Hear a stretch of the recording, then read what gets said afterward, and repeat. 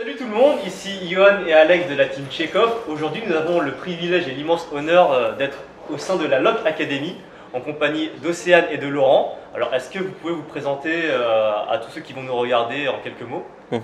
Alors moi je m'appelle Laurent, je suis cofondateur de la LOC Academy donc avec Romain mon associé et donc on a fondé la LOC Academy il y a à peu près 3 ans et demi.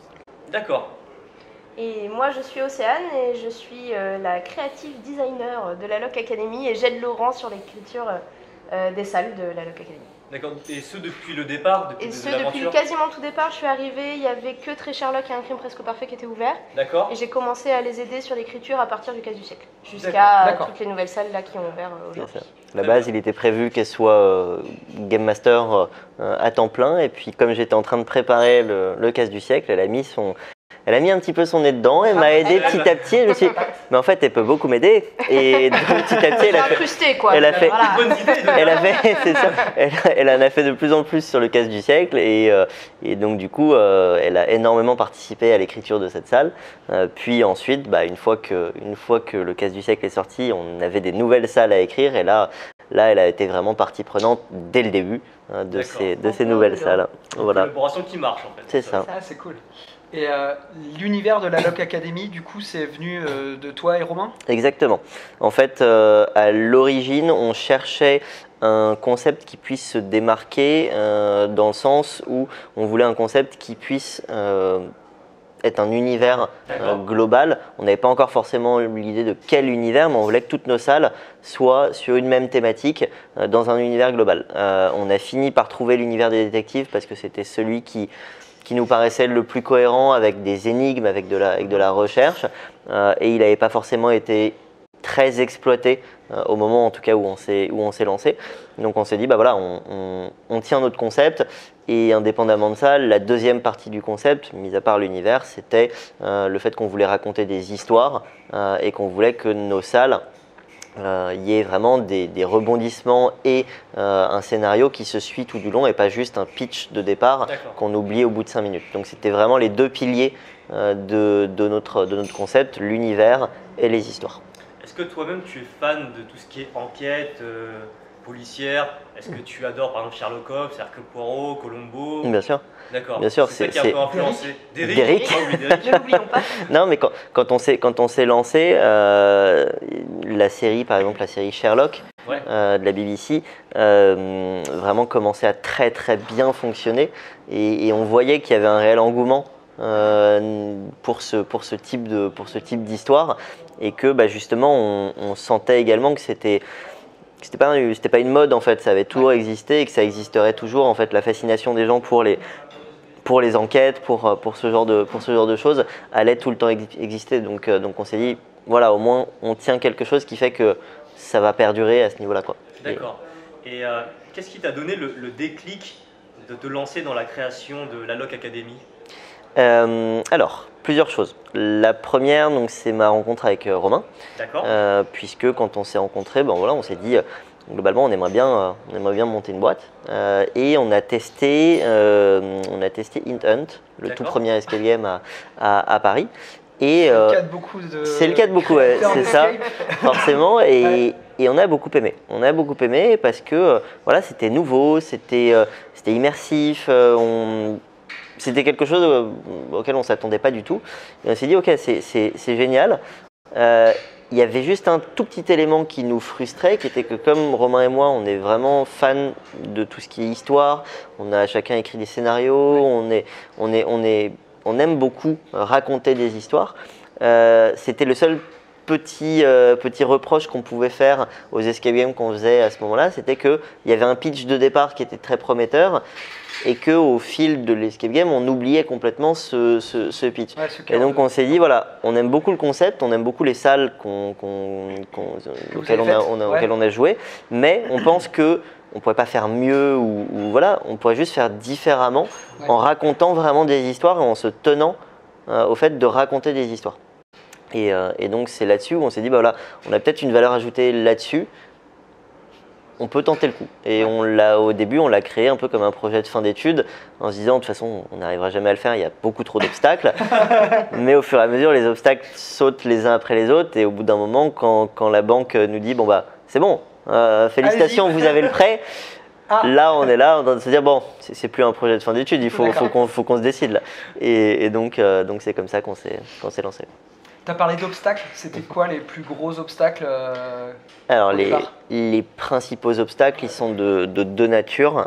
Il y a la partie financière, puisque mine de rien, si on veut faire un projet de qualité, il faut un certain nombre de prestataires, il faut un certain nombre de coûts qui du coup vont faire grimper la facture assez rapidement. Donc le budget global du projet, en tout cas de notre premier local, était quand même relativement conséquent. Et ni Romain ni moi n'avions exactement la somme pour... vous n'avez pas payé cash Non, on a payé une partie, mais il fallait un prêt complémentaire. Et c'est vrai que quand tu n'as jamais créé de boîte et quand tu n'as pas forcément les connexions, c'est compliqué en allant voir une banque d'être financé. Donc il a fallu faire des pieds et des mains pour vraiment obtenir un financement. Donc ça, c'est le premier obstacle. Et le second obstacle, c'est la recherche d'un local. Puisque à Paris, c'est quelque chose de vraiment compliqué. On l'a vu pour le deuxième local. C'est entre les locaux qui demandent des montants exorbitants à payer à l'avance, ce qu'on appelle du droit au bail, les locaux où le loyer est beaucoup trop cher, les locaux où juste la disposition ne convient pas, les locaux où c'est de l'escape. Ah non, je connais pas cette activité, donc non, je préfère le louer à quelqu'un qui ferait des cuisines ou de la vente de vêtements. Donc tout ça fait que c'est très difficile de trouver un peu la perle rare. Donc voilà, c'était les deux principaux obstacles, mais indépendamment de ça, des obstacles, il y en a 1000. C'est simplement qu'il faut se dire, voilà, on les prend les uns après les autres, on peut pas gérer les 1000 obstacles en même temps. On va faire partie par partie, et c'est pour ça que le fait d'avoir un autre associé était aussi fondamental. Il n'aurait pas pu réussir sans moi, et j'aurais pas pu réussir sans lui, parce que y a des moments où il faut s'épauler, il y a trop d'obstacles pour un seul homme, donc voilà. Tu parlais de trouver le bon local. Celui-là, effectivement, il semble adapté. Nous, on a fait les 3 salles qui sont... donc là, on est à Réaumur-Sébastopol. Exactement. L'adresse, c'est 131 boulevard de Sébastopol. 131 boulevard de Sébastopol. Le premier, il est à côté de Coquillière. Enfin, il est rue Coquillière, je crois, c'est ça ? C'est ça. Et effectivement, celui-là, on voit qu'il est grand. Il y a les 3 énigmes à l'intérieur. Est-ce que vous avez des salles en double ? Non. Vous n'avez pas de salle en double, mais on voit bien que les énigmes, elles n'ont pas été créées une fois que vous aviez trouvé le local. On sent bien que ça avait été réfléchi avant, quoi. C'était la grosse crainte, rappelle-toi. En fait, Oui, ce qui s'est passé. Ah non, j'ai complètement oublié. Ce qui s'est passé, et on a vraiment eu beaucoup de chance là-dessus. Ce qui s'est passé, c'est que on a donc passé 1 an et demi à peu près à créer les salles. D'accord. Les énigmes, pardon. Les nouvelles énigmes. Les 3 nouvelles énigmes. Voilà, on a passé 1 an et demi à peu près à les écrire. Au bout d'1 an et demi, on s'est regardé, on s'est dit, c'est pas possible, on a mis beaucoup trop de contraintes dans ces salles. Il y avait vraiment des contraintes de partout, des contraintes architecturales, des contraintes techniques, des contraintes, mais de vraiment partout. Et on s'est dit, on se retrouve face à un gros problème qui est que soit on veut vraiment trouver le local qui s'adapte à nos salles, et dans ce cas-là, on va mettre 1000 ans à le trouver. Soit on accepte un local moins adapté, et dans ce cas-là, on va devoir toucher à nos énigmes alors qu'on... Voilà. Bien sûr. Et donc, on s'est vraiment retrouvé face à un gros problème. Et donc, on a commencé à chercher un local, un peu la peur au ventre, parce qu'on se disait... ça va être la merde, quoi. Et en réalité, on est vraiment retombé sur nos pattes avec celui-là. On a cherché 3-4 mois un local, c'était pas du tout les bons à chaque fois. On devait tout le temps, à chaque fois qu'on trouvait un local qui était pas mal, on se disait quand même, ouais, cette énigme par exemple, ça tient plus, il faut complètement l'adapter. Il y en avait toujours au moins une qui pâtissait du local, de l'agencement. Et on se disait, bon, sinon, on n'a qu'à le faire plus petit, ou on le mettra là, et puis ce sera un peu moins bien, mais ce sera là quand même. Dire, je sacrifie une énigme. C'est ça, et à chaque fois, du coup, on se posait les questions de, mais du coup, laquelle on sacrifie parce qu'on n'a pas envie de sacrifier le Détroit et tout.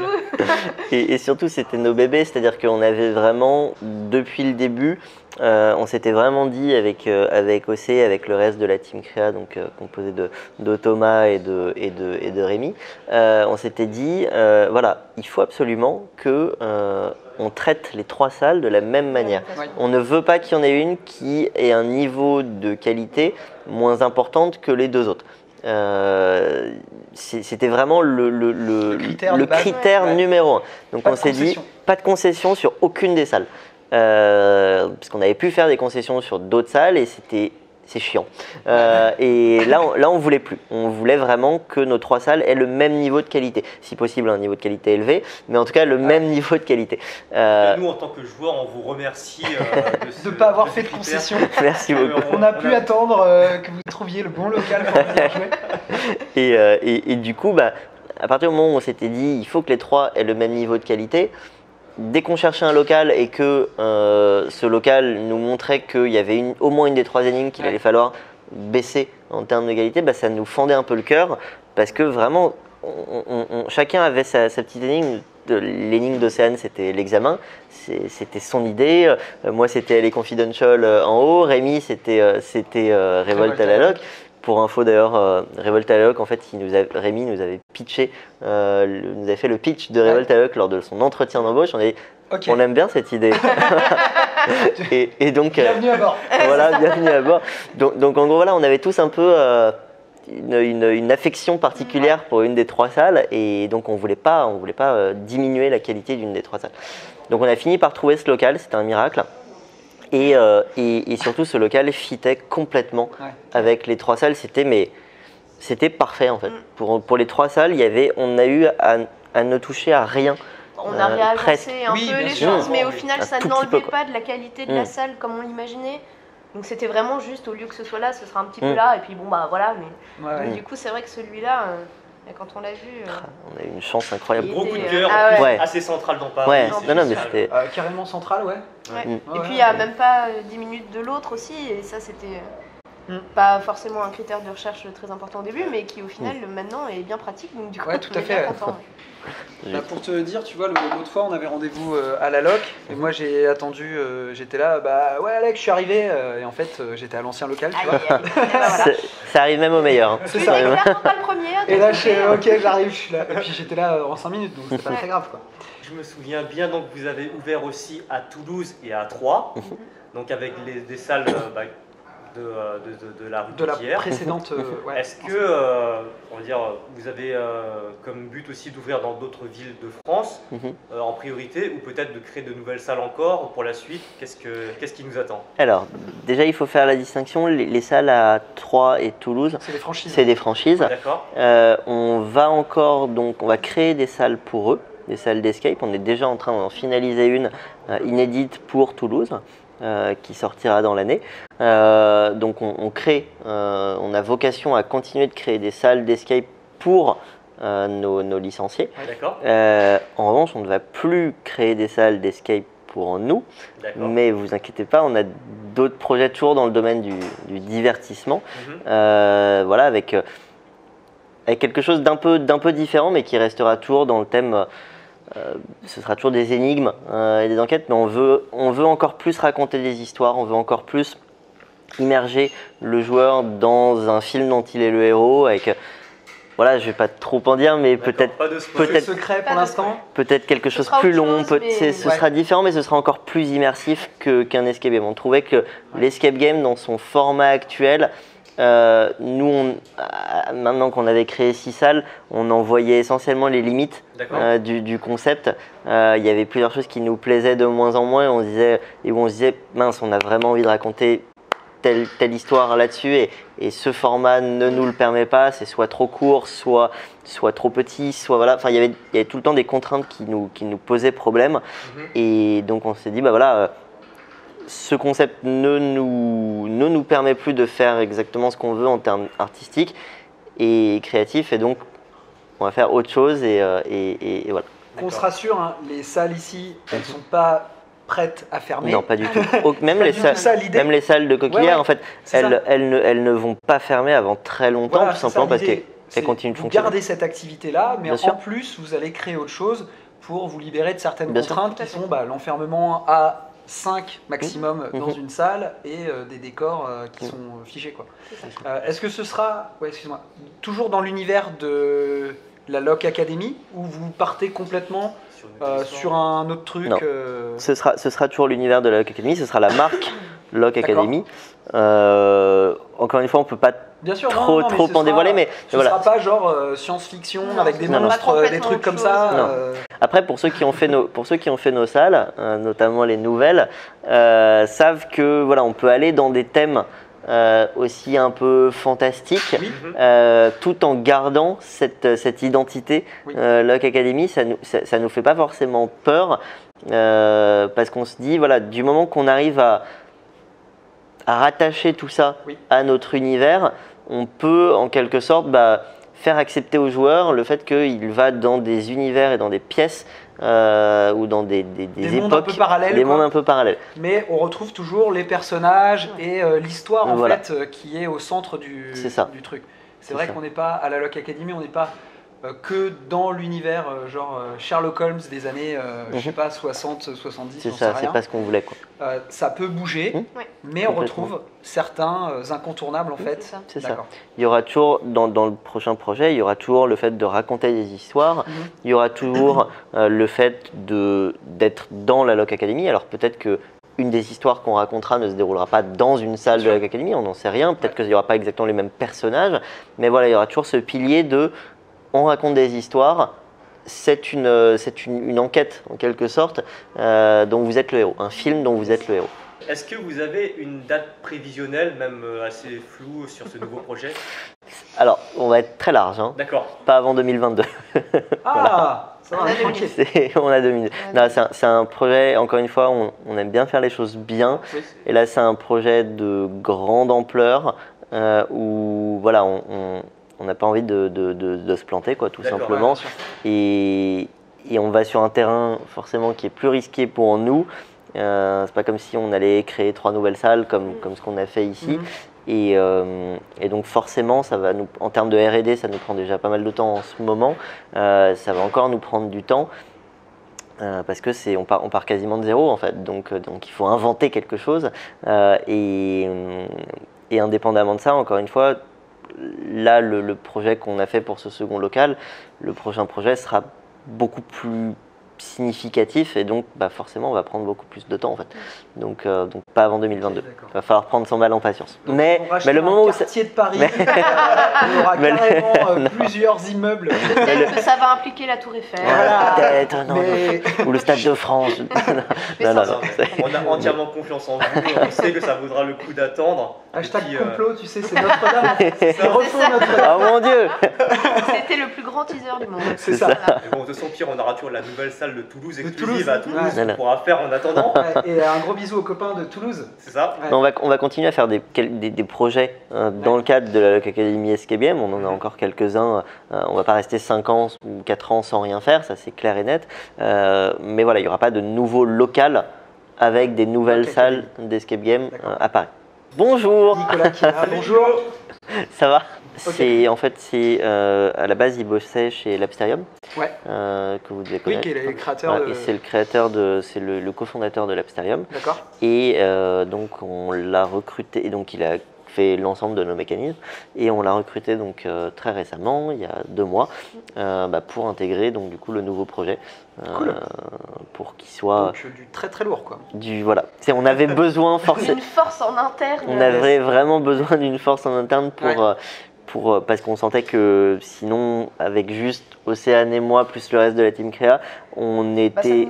Ça aurait été faisable, mais ça nous aurait pris plus de temps. Ouais, bien sûr. Parce qu'en fait, la limitation d'Océane et moi est que on a un peu le même profil, avec les mêmes qualités, et donc, et par exemple, au niveau technique, on est beaucoup moins bon, et donc Nico est sera un peu la tête pensante au niveau technique, notamment. Combien vous êtes dans l'équipe créa, dans l'équipe de Game Master, tout ça, la Lock Academy, ça représente combien de personnes en tout? Maintenant, on est 26 28. Pardon. Ah oui, à chaque fois, j'ai oublié de vous compter avec combien qui sont spécifiques à la créa, combien de Game Master? Alors, en tout, on est 28. Il y a 5 personnes qui sont, 6 maintenant avec Nico, qui sont dans le pôle créa. D'accord. Mais après, on a d'autres pôles. On a un pôle gestion des contacts entreprises et particuliers. On a un pôle gestion de tout ce qui est marketing et commercial. On a plusieurs pôles et on a quelques Game Masters qui ne font que du game mastering. Mais après, une très large majorité, en tout cas de nos temps pleins, font du game mastering et d'autres tâches à côté. Et plus ils acquièrent de l'expérience et plus ils acquièrent de l'ancienneté, plus ils font des tâches à côté. Par exemple, Océane ne fait quasiment plus de game mastering et va gérer par exemple ce local, la manageuse de ce local, et va également gérer toute la R&D sur le nouveau projet. D'accord. Tu disais que vous aviez un profil un peu similaire avec Océane. C'est quoi votre background? Vous venez de quel Alors, pas en termes de background, non. On n'a pas du tout fait les mêmes études. C'est pas grave. C'est pas grave, justement. Moi, j'ai fait un master en marketing et publicité à Montpellier pour devenir graphiste à la base.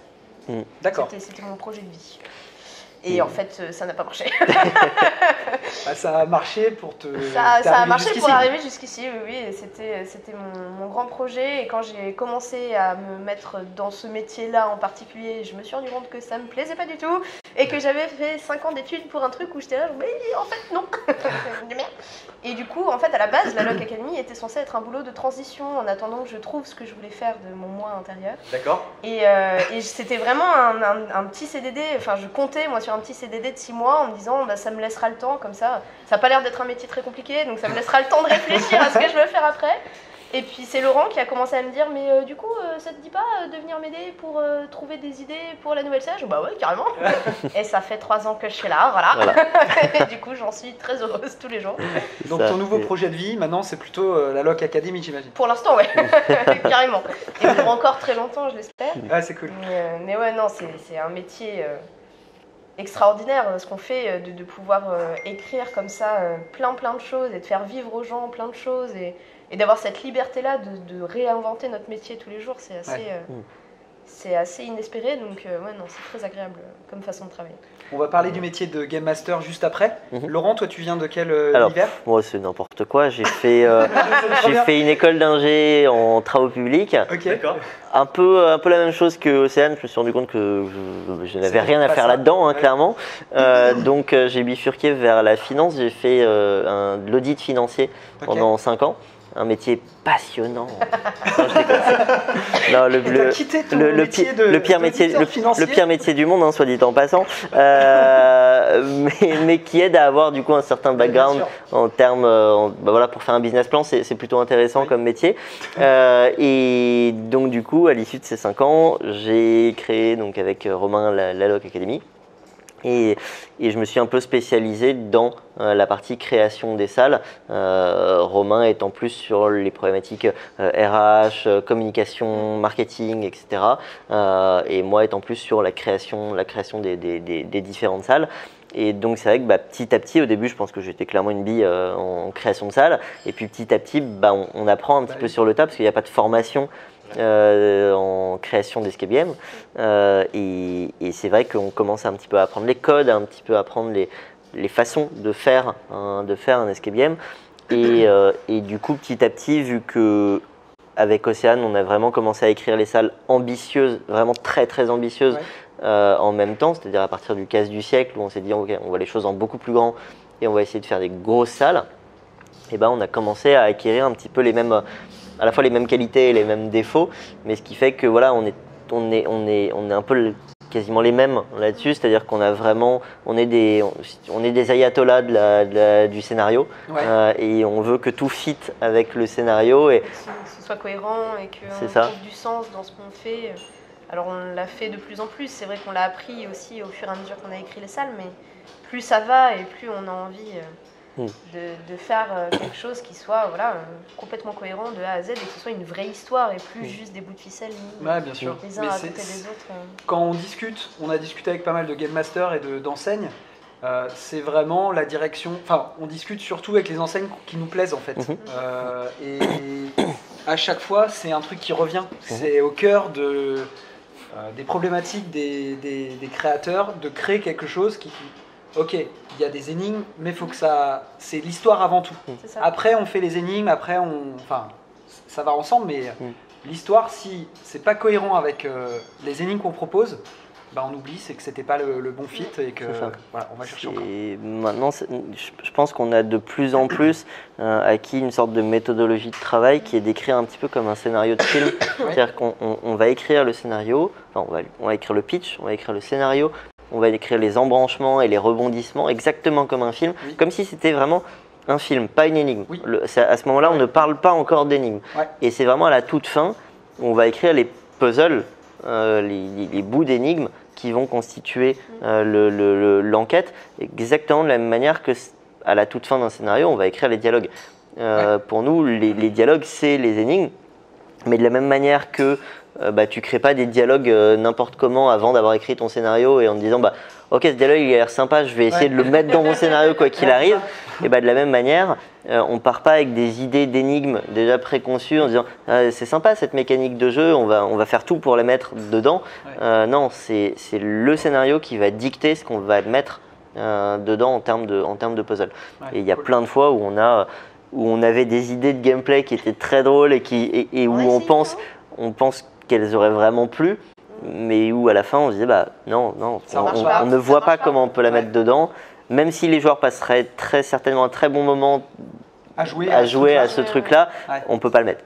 Et on a fait, sur les nouvelles salles par exemple, on a quasiment jamais fait de concession là-dessus, sauf à une reprise sur l'examen où on s'est dit allez, c'est notre dernière salle, ça nous fait marrer. Allez, celle-là, on fait. Voilà, c'est un truc, pour ceux qui l'ont fait, c'est dans la deuxième salle. Il y a un jeu un peu façon Fort Boyard. Où voilà, on s'est clairement dit, ça n'a rien à faire là-dedans, mais ça nous fait marrer. Voilà. Voilà. Mais voilà, en tous les cas, ce genre de concession. T'en tiens pas rigueur si tu veux. Là, on rentre un peu dans le détail, mais quand tu sors de la salle, c'est vrai qu'après coup, a posteriori, quand tu poses la question, on te dit ça effectivement, c'était pas nécessaire de gagner ce truc-là pour sortir. Et tu te dis, ok, c'est cool, j'ai quand même passé un bon moment, c'était marrant, et puis ça m'a pas non plus, ça a pas pris 80% du temps dans la salle. Donc, mais imagine si on avait multiplié ces éléments-là dans toutes nos salles, toutes les 10 minutes, cette impression, elle aurait été vraiment très prégnante. Oui, là on a pu se permettre de le mettre parce qu'on savait qu'il n'y avait pas vraiment d'autres éléments comme ça. Puis c'est un examen, tu vois, c'est une machine. Si jamais vous deviez donner des conseils à des personnes qui se lancent dans l'aventure de la création d'une enseigne, ou de la création d'énigmes et d'histoires, est-ce que vous auriez en quelques mots des conseils à donner Et il faut... oui, c'est une grande question. Déjà, je pense... Alors moi, je vais parler juste en termes de création d'énigmes, parce qu'en termes de création d'enseigne, je laisserai Laurent parler. Pour la création d'une énigme, je pense que ça ne peut pas s'écrire tout seul. D'accord. Déjà. Parce qu'on ne se rend pas compte de certaines choses qui, pour nous semblent évidentes quand on écrit tout seul. Et qui, en fait, à un moment donné, on nous présente à quelqu'un et il nous regarde avec des grands yeux, genre « Quoi ? J'ai rien compris !» Alors que dans notre cerveau, c'est-à-dire « Mais si, c'est super clair, enfin, je ne vois pas pourquoi tu comprends pas. » Et en fait, du coup, alors soit il ne faut pas écrire tout seul, soit il faut vraiment avoir des personnes qui relisent au fur et à mesure, parce que quand on a la tête dans le guidon, vraiment, des fois déjà on tourne en rond parce que c'est pas forcément évident à écrire. Et en plus, vraiment, des fois on sort des trucs, on met c'est l'idée du siècle, ça va trop bien marcher, et en fait, c'est juste pourri. Pas du tout, quoi. Donc déjà, ne pas écrire tout seul, et ensuite, mais ça se rejoint, c'est qu'il faut faire tester les choses tout le temps, à tous les niveaux. Et il faut, à mon sens, jamais prendre le risque d'aller très loin dans l'écriture sans avoir eu cette phase de test avant au fur et à mesure. Parce que si vous écrivez tout et qu'au moment donné où vous faites les relire à quelqu'un, vous faites tester, vous vous rendez compte qu'il y a une étape au tout début qui ne marche pas, ça peut vous flinguer tout le reste du scénario derrière. Donc ça c'est important, c'est important de vraiment demander aux gens ou de faire tester des choses de notre entourage ou ça peut être n'importe qui. mais qu'on part pas dans la mauvaise direction, parce que vraiment des fois c'est très simple de se tromper et de s'engouffrer dans une brèche qui en fait ne marche finalement pas aussi bien que ce qu'on avait prévu. Quoi. Et puis plus tu t'investis dans cette brèche, peut-être plus tu y tiens aussi. Exactement. C'est ça. J'ai écrit ça, c'est vachement... tout autour, et puis plus après s'il faut changer quelque chose dedans, ça devient compliqué. Et du coup tu te plantes complètement finalement. C'est ça. Je rajouterais deux autres conseils. Le premier, ça c'est vraiment un conseil que je me suis appliqué pendant notamment les 3 nouvelles salles, c'est d'essayer d'écrire en pensant au groupe le plus exigeant que tu aies jamais eu. Moi, je visualisais les groupes les plus exigeants que j'avais jamais eu dans nos salles, en me disant, ok, j'écris pour eux. C'est-à-dire que je me dis, il faut que ça leur plaise à eux, parce que si ça leur plaît à eux, ça va plaire à tout le monde. C'est un peu comme dans un grand restaurant. Si ça plaît à ceux qui sont allés dans des grands restos et qui ont l'habitude de manger de la haute gastronomie, ça va évidemment plaire aux autres également et à tout le monde. Et de la même manière, si on arrive à faire des salles qui plaisent aux joueurs les plus exigeants, on arrive à faire des salles qui vont plaire à tout le monde. Je ne parle pas en termes de difficulté de salle, je parle vraiment en termes d'exigence du détail, de la cohérence, de l'immersion, etc. Et c'est vrai que du coup, ça force à avoir un respect absolu du joueur et à rien laisser au hasard et à jamais se dire de toute façon ils vont pas s'en apercevoir. Les joueurs les plus exigeants, ils s'aperçoivent de tous les détails, du moindre défaut de cohérence. Il y en a des fois, ils sortent de nos salles en sortant des trucs où même nous on s'en était pas rendu compte. On se dit ah ouais, en fait il a raison. Waouh. Chaud. D'où l'importance des phases de bêta-test. Et voilà. Et justement, j'y viens au deuxième conseil supplémentaire, c'est ne pas négliger les tests. C'est-à-dire que nous, vraiment, il y a plein de phases de test. Il y avait effectivement les phases de test en amont, ce qu'on appelle les kitchen tests, où, par exemple, ça, c'est pour le jeu final de chacune de nos salles. Il est évidemment testé à la fin, au moment où tout est assemblé, mais il est testé bien en amont. Dès qu'on a l'idée de gameplay, on va prendre des petits bouts de papier ou on va faire un truc de briques et de broc et on va le faire tester à nos salariés, par exemple. En disant voilà, imagine que ça c'est comme ça et là tu es à telle distance et tu dois faire ci et ça, vas-y. T'as 2 minutes. Ça fait toujours des situations et ça fait toujours des situations très marrantes, mais au moins on constate que ok, le gameplay il fonctionne, la dynamique de jeu fonctionne, oui ou non, et on adapte. Et du coup voilà, et il faut faire ça sur un maximum de phases de gameplay pour être sûr que ça fonctionne, que c'est fun, ou alors adapter en fonction, ou si c'est pas fun et que les gens t'ont dit moi je suis pas sûr que ça va me faire marrer, et faut abandonner. Parce que c'est plus simple d'abandonner maintenant qu'au moment où le mécanisme il est déjà construit. C'est sûr, Donc il y a cette phase de test là qui est capitale, qui peut faire économiser beaucoup d'argent et beaucoup de temps. Et après il y a toutes les phases d'alpha test, c'est-à-dire une fois que tout est installé, de tester à outrance tous les mécanismes, tous les éléments, de faire 1000 et un tests pour que déjà au moment où les bêta tests arrivent, la salle elle soit déjà complètement prête à tourner et que les phases de bêta test soient juste les phases qui vont te permettre d'affiner complètement les détails, d'enlever toutes les scories de ta salle en fonction des retours des joueurs. Et puis comme ça, le jour J, le moment où les salles sortent, et c'est en général le moment où les joueurs les plus exigeants viennent, parce que souvent c'est les fans qui viennent dans les premiers jours, donc les mecs qui vont le plus démonter ta salle si elle est mauvaise. Et au moins le jour où ils viennent, ils sont contents. Et il faut vraiment pas le négliger, il faut vraiment pas se dire ok, de toute façon quand ma salle sort, j'aurai quelques semaines. Non, t'as pas quelques semaines parce que en général, c'est les fans d'Escape Game qui viennent dans les premières semaines. Au tournant tout de suite. C'est ça. Et du coup, des conseils en termes de création d'anciennes, comme tu t'es lancé dans l'aventure, je pense que tu peux avoir un bon feedback pour les gens qui voudraient se lancer plus tard. Alors, déjà toujours avoir le respect du joueur, se dire qu'il faut faire les choses bien. Parce que si vous ne faites pas les choses bien, avec le niveau des enseignes actuellement à Paris, vous allez vous planter, en gros.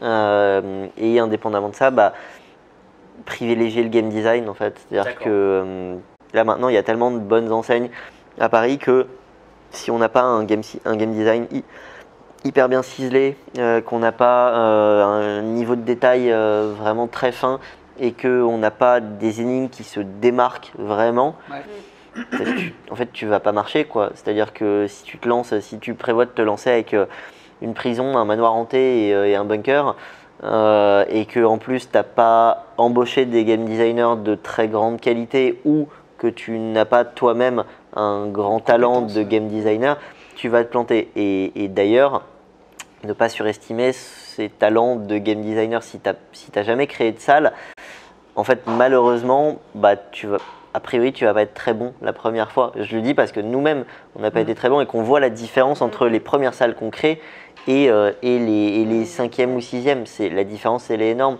C'est pas parce que tu as regardé 100 films que tu vas pouvoir en faire un et que tu vas être Steven Spielberg. Et ça va s'apprendre vraiment petit à petit.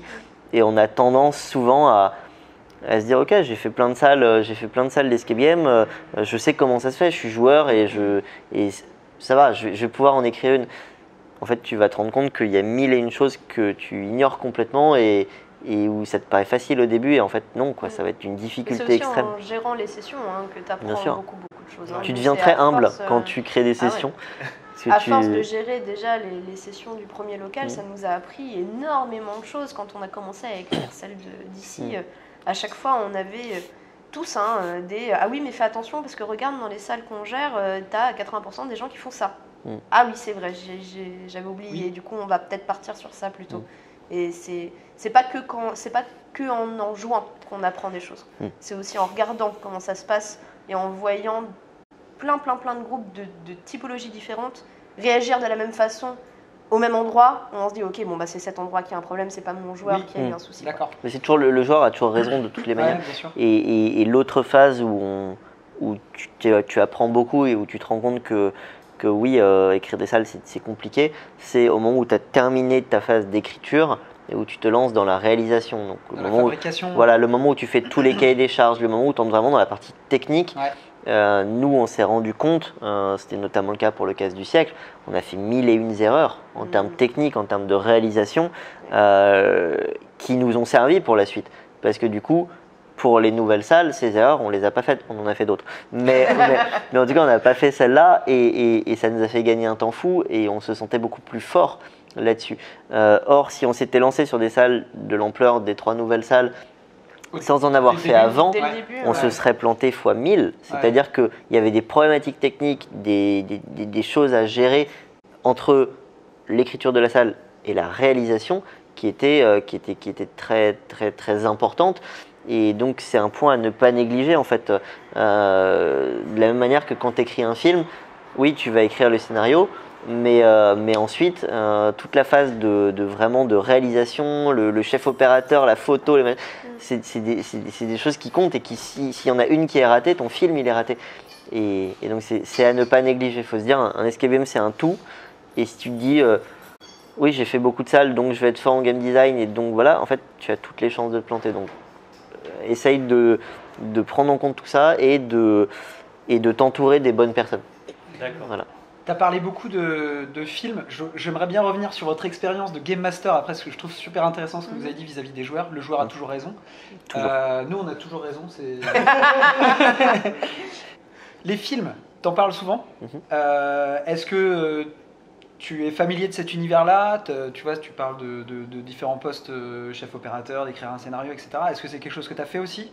Non, j'ai écrit un scénario de film, mais j'ai jamais été dans le monde du cinéma. Mais il a été.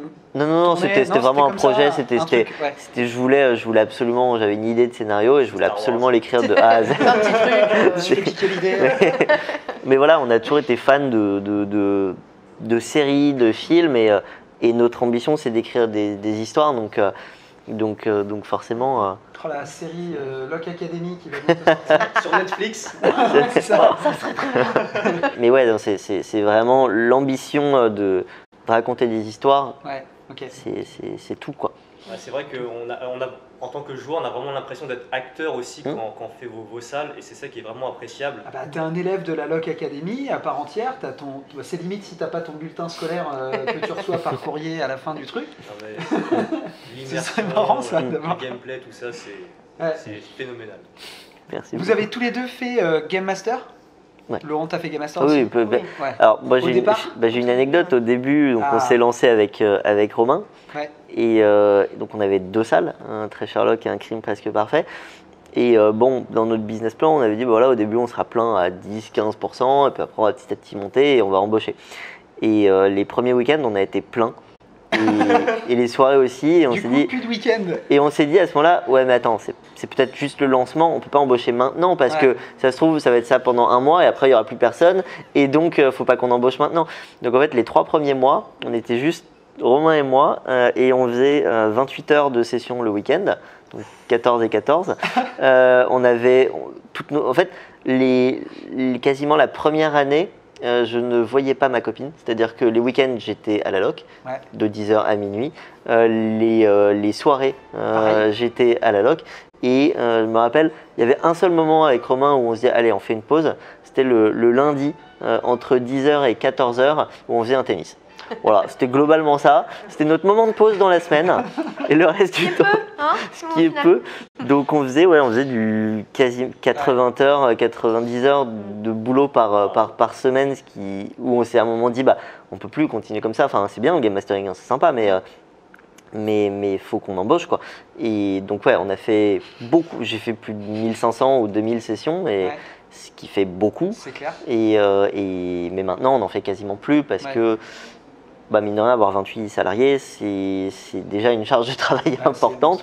Et indépendamment de ça, avec le nouveau projet et les nouveaux projets qui arrivent, notre valeur ajoutée, elle est beaucoup plus sur la création de ces projets-là que sur de la gestion de session.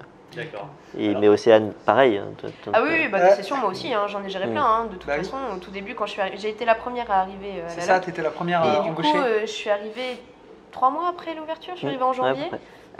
Et du coup, on était 3. Et au final, eux, ça leur a permis de se décharger un petit peu de leur session. Mais on n'était que 3 pour gérer quand même beaucoup de sessions. Donc, quand même beaucoup de sessions. Et après, ça s'est un peu calmé. Mais après, quand on a ouvert les nouvelles salles, pareil, reparti dans un cycle où on gère beaucoup de sessions. Parce qu'on est très peu à connaître les salles et on n'a pas encore formé les gens. On s'est imposé ça. Oui, on s'est imposé ça. Mais il n'empêche qu'il y a toujours une phase au moment de l'ouverture d'une salle où on est obligé d'en avoir plein. Parce qu'il n'y a que comme ça qu'on se rend compte des défauts qui restent, de ce qu'il faut changer, et que nous, on acquiert l'expérience nécessaire pour ensuite former les gens, etc. Parce qu'on a beau les connaître par cœur, entre les écrire et les gérer, c'est pas la même chose. Donc du coup, on est obligé de faire de la session beaucoup, mais une fois que les salles roulent et qu'elles n'ont plus besoin de nous, on essaye d'en faire de moins en moins, et du coup, effectivement, de se mettre à profit notre temps de travail sur autre chose, quoi. D'accord. Une question qu'on aime beaucoup poser du coup, c'est en tant que Game Master, est-ce que vous avez des souvenirs de scènes cocasses que vous avez observées des petites pépites. Mon Dieu. Est-ce que vous pouvez en dire un chacun, votre préféré? Alors, moi j'en ai une où j'ai assisté à la rupture en direct d'un couple dans Très Sherlock. Bon, la fin dans Très Sherlock est particulièrement intense. Oui. Et à la fin, il restait 20 secondes aux joueurs. Et il y avait un couple dans l'équipe, c'était 2 couples. Et il y avait un des 2 couples, dès le brief, en fait, j'avais senti que il y avait des petites piques quand même qui étaient lancées de l'un à l'autre. Et du coup, il y avait un léger passif, visiblement, que voilà. Mais et pendant toute la session, c'était comme ça. C'était vraiment par petites piques. Et à la fin, il reste 20 secondes. Et tu as la fille qui dit à son mec une idée qu'elle a. Et en fait, elle a la bonne idée. C'est l'idée qui peut les sauver. Et son mec fait ouais. Mais en fait, il ne l'écoute pas du tout et il est en train de suivre sa propre idée. Donc, ils perdent. Et là, j'entre dans la salle une fois que la session est terminée. Et là, la fille me prend, me fait « J'avais raison ou pas ?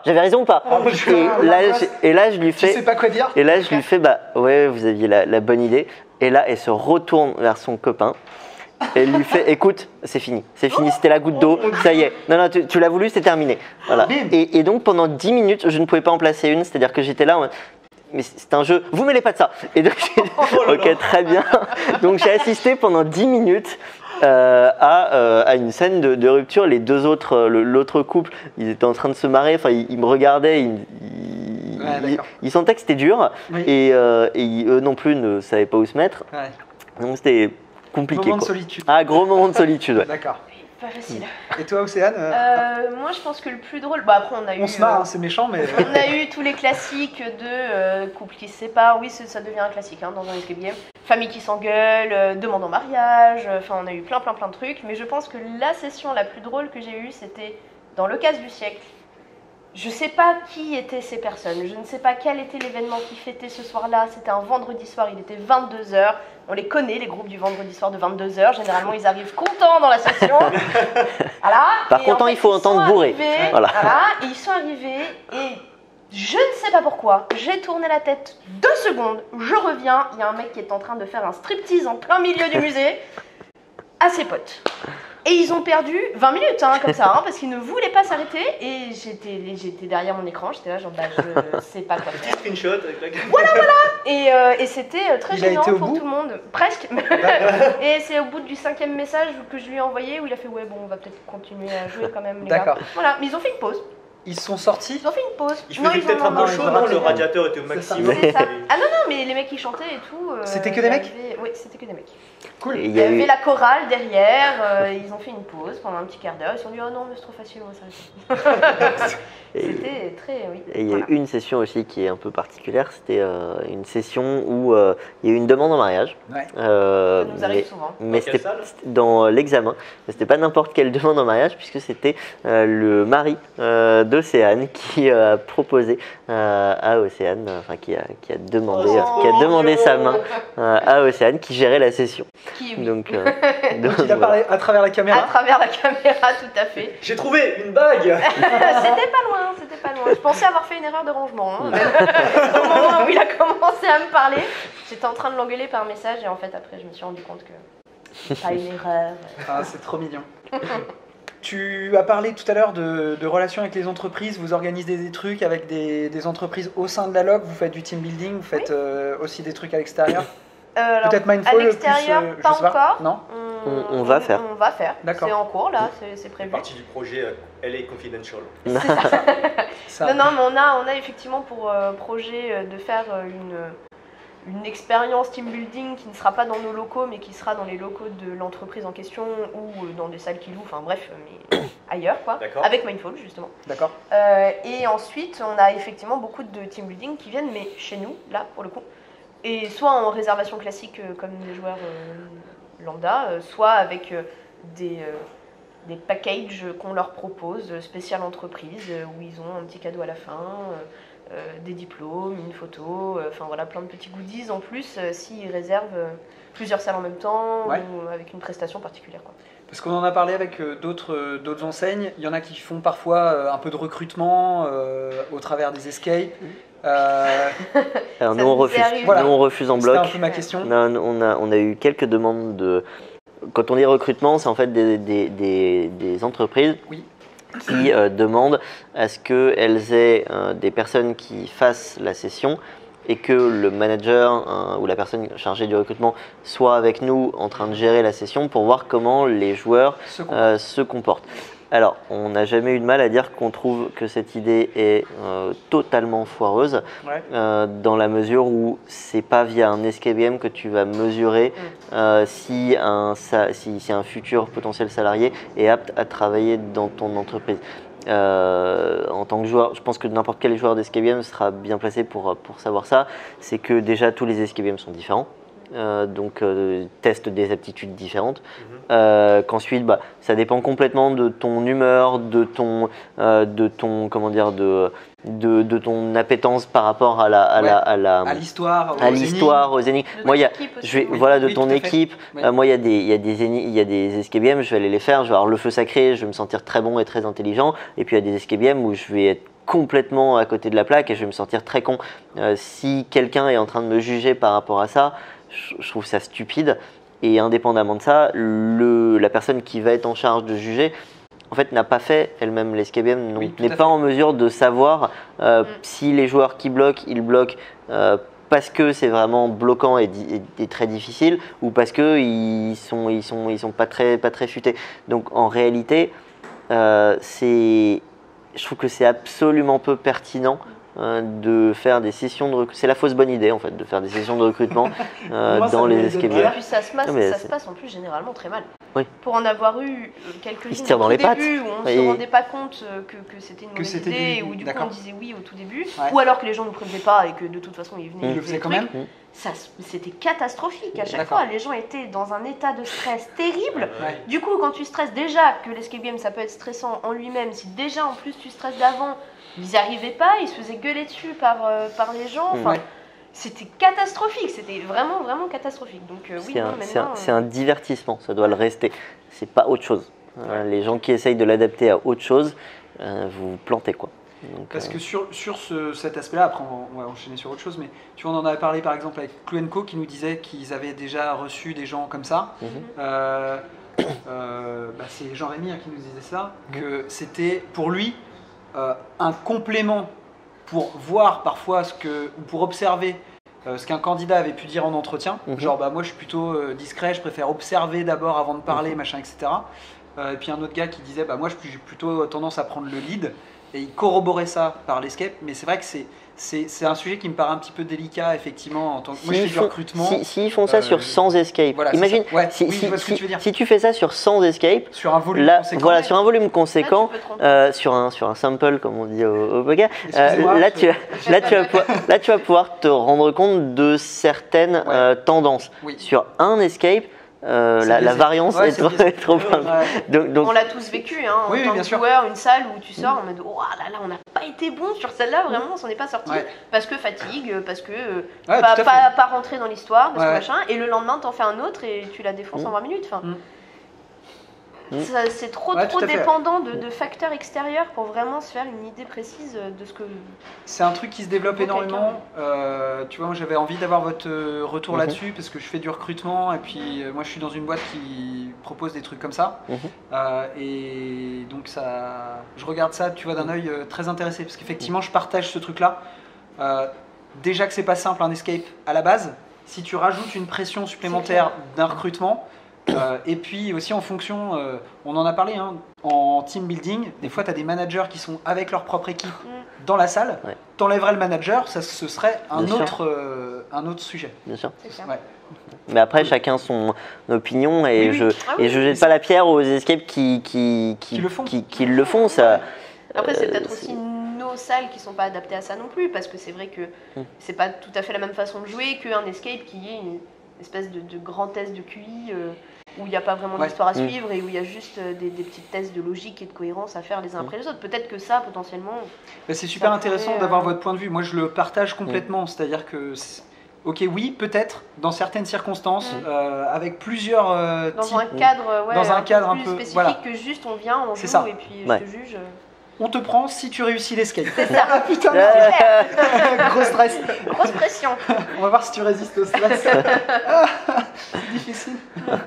Merci Océane et Laurent de nous avoir reçus dans les locaux de la Lock Academy. On va laisser aussi un lien pour les reviews des salles qu'on aura fait aussi dans la foulée. On vous remercie de nous avoir suivis et puis n'hésitez pas à nous poser des questions dans les commentaires, on transmettra à la Lock.